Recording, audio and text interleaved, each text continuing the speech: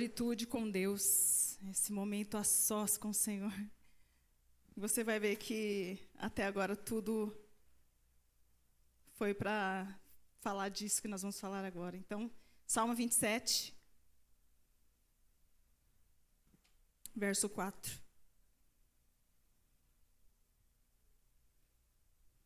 Encontrou?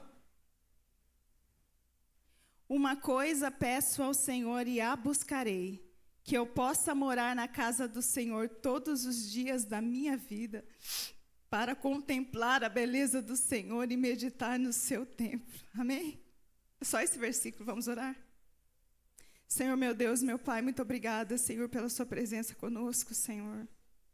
Vem falar, Senhor, através da sua palavra, Senhor Jesus.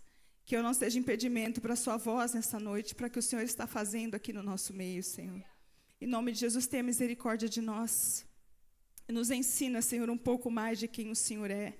Possamos contemplar a sua beleza e sairmos transformados por ela, que é isso que acontece quando contemplamos a sua face, Senhor. Muito obrigada, Espírito Santo, por estar conosco. Continue conosco até o final, Pai. Em nome de Jesus, amém. Amém? Pode tomar seu lugar? Está difícil. Salmo 27, então, 4. Uma coisa peço ao Senhor e a buscarei, que eu possa morar na casa do Senhor todos os dias para contemplar a beleza do Senhor e meditar no seu templo. Então o salmista diz aí, uma coisa eu peço e a buscarei. Ou seja, ele não vai só pedir, ele vai buscar, ele vai lutar para conseguir, certo? Então é importante a gente perceber esse buscarei. O que ele diz? Que eu possa habitar, não apenas visitar, mas habitar permanentemente na casa do Senhor, que aqui no caso era o templo, né? Era o lugar da habitação do Senhor aqui, no Antigo Testamento. Para quê? Para contemplar a beleza de Deus e meditar no seu templo, ou seja, na presença dEle. Então, contemplar a beleza de Deus e meditar nele, na pessoa dEle. Então, eu marquei algumas coisas aqui para a gente conversar, né?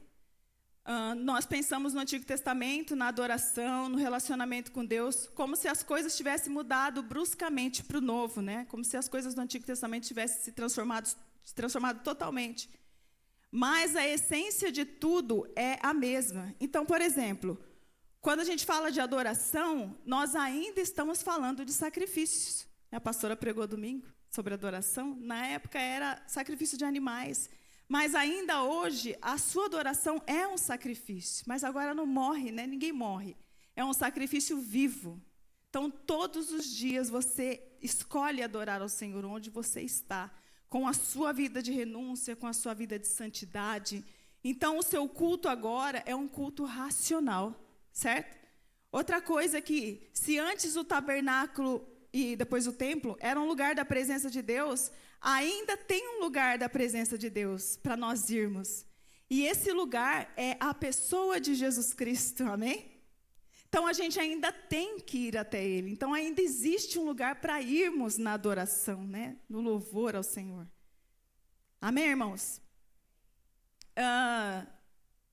Precisaremos ir a essa terra sagrada, que é a presença de Deus, para contemplá-lo e meditar nele. Nós ainda temos que ir a essa terra sagrada, certo? Isso aqui não é uma doutrina nova, né? Porque Jesus já deu acesso para nós à presença de Deus, mas nós temos que permanecer nessa presença. Isso diz que nós temos que lutar para permanecer nessa presença. Tem um esforço da nossa parte, certo? O lugar da presença de Deus, irmãos, é um solo sagrado. Você acabou de tocar no solo sagrado. Você não sentiu? Não é diferente, irmãos? Eu não preciso nem ficar explicando. O Senhor já mostrou para você nessa noite. Então, o lugar da presença de Deus ainda é solo sagrado. Para você entrar, você ainda tem que tirar as sandálias. É solo sagrado.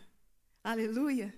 Para você entrar ainda precisa de sacrifício, precisa de renúncia, de santificação.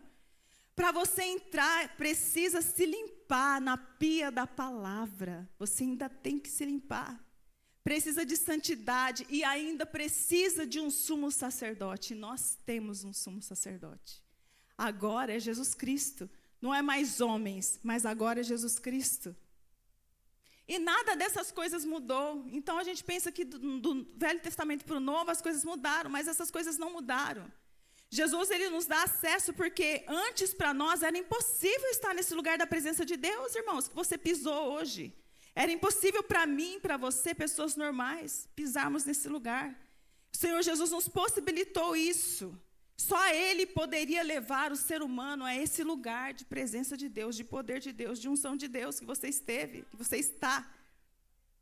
Ele nos deu esse acesso, mas deixa eu falar uma coisa para você. Esse lugar ainda é lugar de intimidade. Não é lugar para todo mundo estar. É lugar de intimidade para alguns. Abra lá, Salmo 25, 14. Só voltar um pouquinho aí. Aleluia. Olha aí, verso 14. A intimidade do Senhor é para os que o temem, aos quais Ele dará a conhecer a sua aliança. Para quem que é esse lugar de intimidade, irmãos? Para quem? Para aqueles que o temem. Então, é um lugar de intimidade para poucas pessoas. Não é um lugar para todos, mas para aqueles que o temem. Eu vou usar, então, a analogia do casamento, do relacionamento conjugal, para você entender o que eu estou falando. Você não foi lá, não se casou no cartório? Se casou na igreja, oficializou. Você tem a bênção de Deus, não tem? A partir desse momento, você pode ter intimidade com o seu marido, com a sua esposa. Certo? Você tem acesso. Mas para que os dois desfrutem da intimidade de fato, vocês vão ter que vencer algumas barreiras. Para quem é casado sabe quantas barreiras você precisa enfrentar para ter intimidade com seu marido, não é? Muitas barreiras, certo? Então, se você quiser desfrutar da intimidade que você tem direito, você vai ter que lutar. Então, vai renunciar a tudo que possa atrapalhar, vai fechar a porta do seu quarto e aí é só você e o seu marido. Renúncia, deixa tudo para fora. O restante precisa ficar lá fora, irmãos. Filhos, boletos, a sogra, a pia, a dor de cabeça, irmãs. Tem que ficar para fora do seu quarto. Eu sei que você dá essa desculpa, tá? E o nosso relacionamento com Deus é a mesma coisa. Nós temos acesso. Mas para você ter essa intimidade, você vai ter que deixar as coisas para fora. É a sós com o Senhor, você e Ele. Nada de boleto, nada de sogra, nada de filho, nada de nada. Certo? Tudo para fora. Fecha a porta do seu quarto, é você e o Senhor. Precisa ser assim. E isso eu vou dizer para vocês que é algo muito difícil, porque você vai lá, parece que tudo acontece. Ou o telefone toca, a criança bate na porta, tudo, qualquer coisa acontece. Para tirar você desse momento que você precisa ter com o Senhor para construir intimidade com Ele. Certo? Estamos falando de hábitos espirituais. É muito importante que você tenha. Então, contemplar o Senhor e meditar nele é intimidade. Intimidade é renúncia, intimidade é entrega e intimidade é deleite também. Amém? Salmo 63, verso 2. Aleluia. Salmo 63. Vou ler até o 6. Encontrou? Assim eu te contemplo no santuário para ver a tua força e a tua glória, porque a tua graça é melhor do que a vida, os meus lábios te louvam. Assim cumpre-me bendizer-te enquanto eu viver. Em teu nome levanto as mãos, como de banho e de gordura farta-se a minha alma, e com júbilo nos lábios a minha boca te louva. No meu leito, quando de ti me recordo, e em ti medito durante a vigília da noite. Então, na presença do Senhor, o salmista está dizendo aqui, ó, tem satisfação, ele se farta de gordura, a alma dele se satisfaz na presença de Jesus, na presença do Senhor. Então, tem renúncia? Tem entrega? Tem, mas tem deleite também em contemplar o Senhor, você sabe disso. Então, se a intimidade e a entrega, significa exposição dos dois lados. Não é assim? A intimidade é uma entrega. Você tem uma amiga ou um amigo, vocês são íntimos. Você não conta para ele as suas coisas? Você não conta para ela as suas coisas? Não é uma troca? É uma entrega. É exposição dos dois. Certo? E hoje em dia isso virou um problema muito sério, né? A intimidade está sendo banalizada, não está, irmãos? As pessoas vão na internet e expõem suas intimidades. Nós, muitas vezes, cometemos esse erro expondo as nossas intimidades para as pessoas que não merecem a nossa confiança, né? Muitas mulheres, muitos homens se entregam à intimidade fora do casamento. O resultado disso é pessoas quebradas, frustradas, feridas. É só isso que dá. A pessoa que se expõe, a pessoa que se entrega à intimidade, né? Fora do padrão. Então, se expor para a pessoa errada é um erro. Porque a intimidade é a exposição dos dois lados. E aí, com a exposição, haverá também uma troca. Certo? Estou dizendo isso agora de você para o Senhor. Você, com intimidade com o Senhor, está exposto a todos os atributos de Deus. E deixa eu falar para você, você é irreparavelmente transformado pelos atributos de Deus. Se você é exposto, contempla o Senhor, tem um tempo a sós com Ele, você é completamente transformado por conta dos atributos que Ele possui. Isso acontece nos relacionamentos também. Você começa a andar muito com uma pessoa, você começa a falar igual a ela. Você começa a agir como ela. E com Deus é a mesma coisa. Certo? Agora imagine o impacto que tem isso na sua vida. Como você não vai ser mudado. Como as coisas não serão diferentes. Paulo vai dizer isso que eu estou dizendo para você em 2 Coríntios, capítulo 3, versículo 18. Você pode ir lá? 2 Coríntios 3, 18? Acho que é só esse. E todos nós, com o rosto descoberto, contemplando a glória do Senhor, somos transformados de glória em glória, na sua própria imagem, como pelo Senhor, que é o Espírito. Então, nós somos transformados por essa contemplação do Senhor, né? Paulo está falando aqui de um evento lá do Velho Testamento, que Moisés ficava diante de Deus, e quando ele voltava, o rosto dele estava resplandecendo a glória de Deus. Olha que interessante.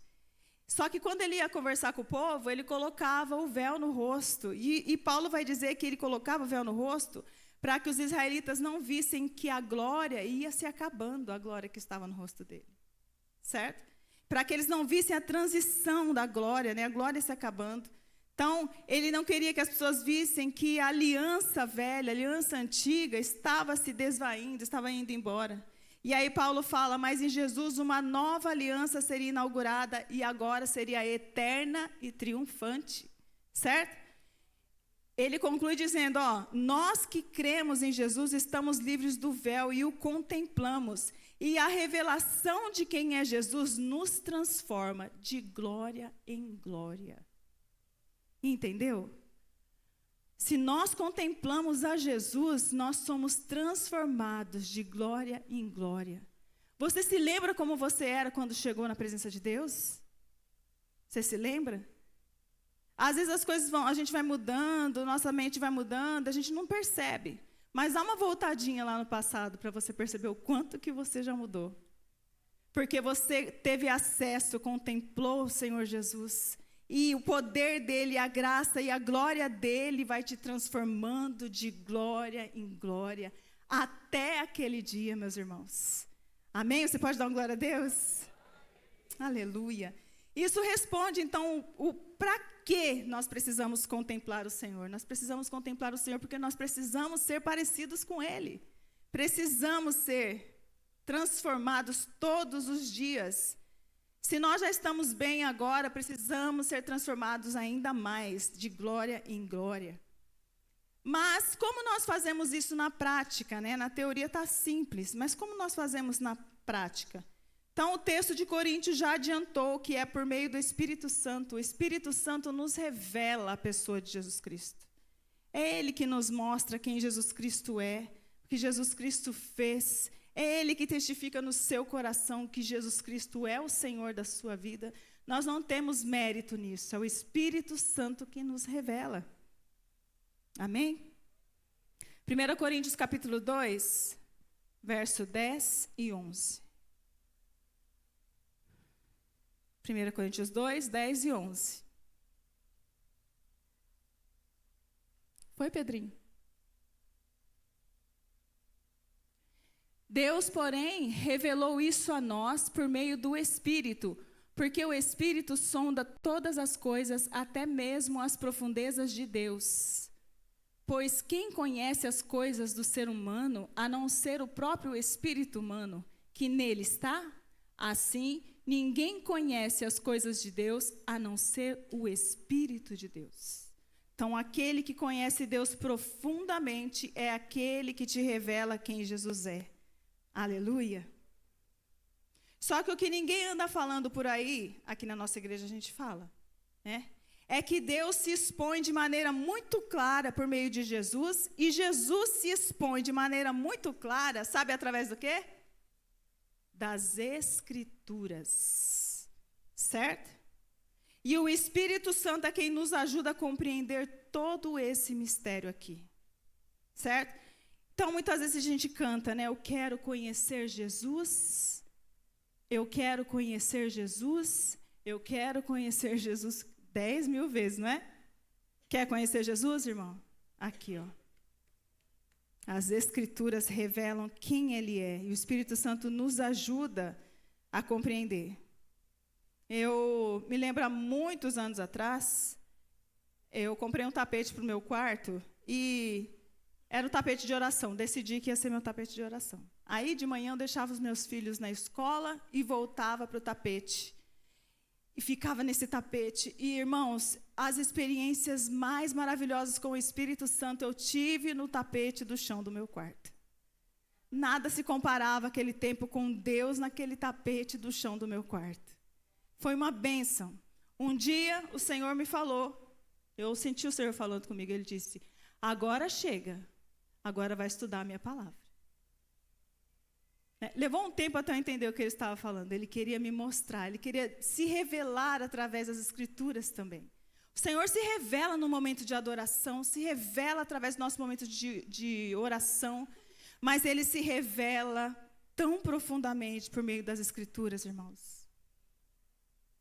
Quando a pastora sempre fala, eu choro quando eu leio, porque você vê Jesus ali, irmãos.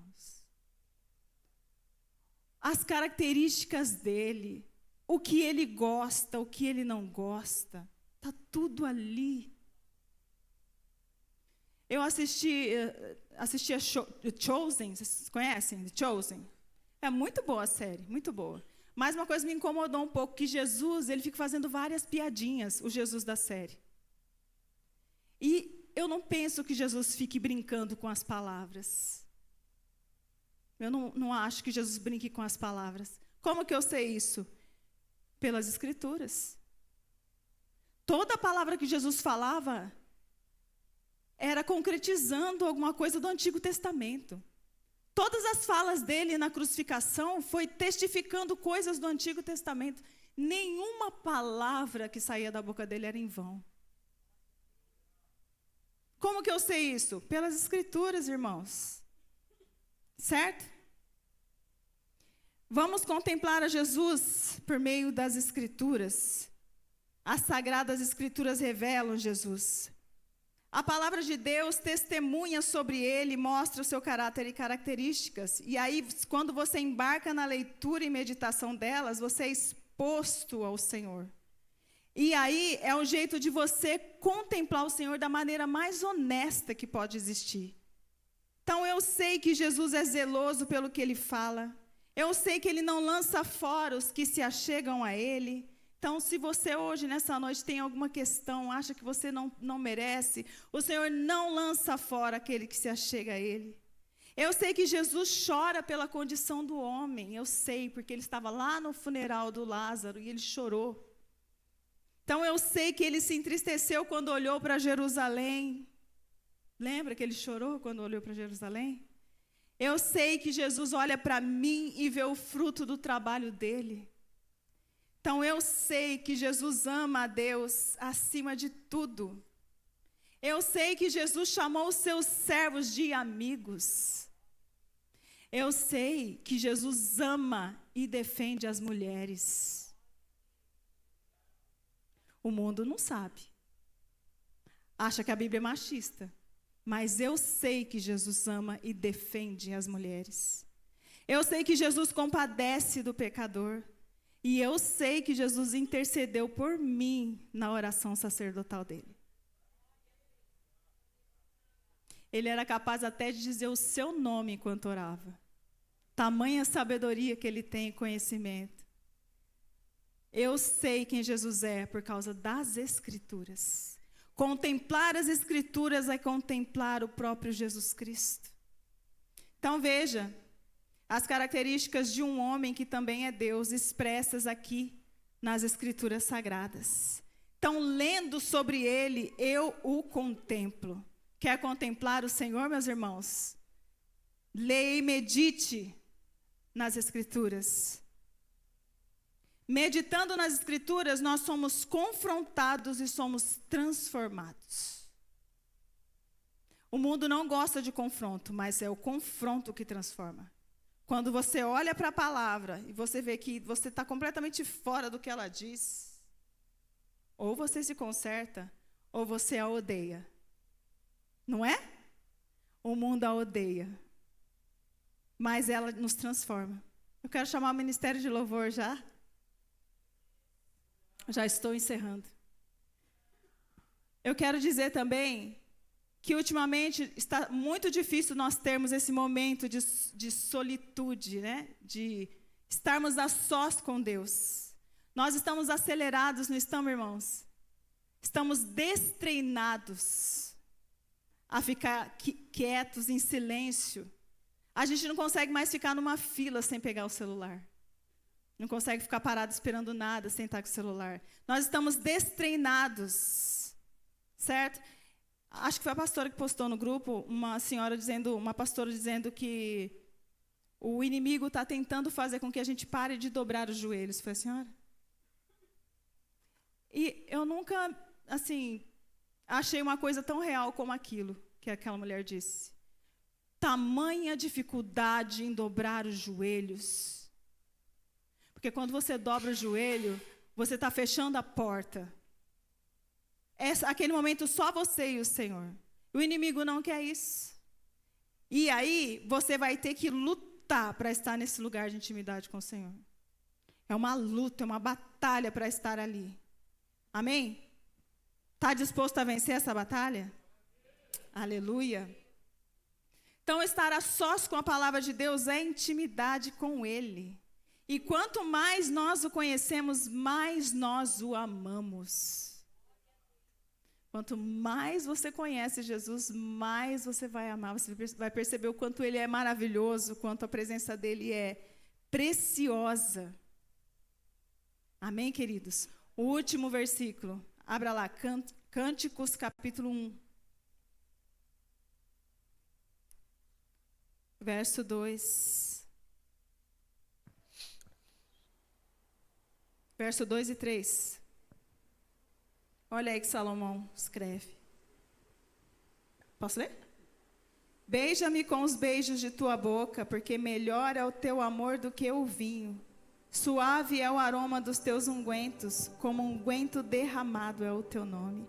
Por isso as donzelas te amam. É Jesus aqui, né? Suave é o aroma dos perfumes, como unguento derramado é o nome de Jesus. Você pode se colocar de pé? A noiva, ela se deleita e está com o noivo. O nome dele é perfume derramado. O nome de Jesus é perfume derramado. Aleluia.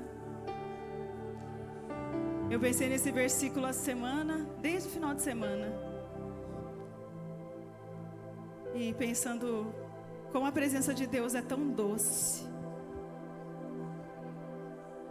É tão linda, é tão santa. E Ele nos presenteou nessa noite com ela, amém? Nós vamos fazer a fila, vamos ungir você. E depois nós voltamos e oramos, amém?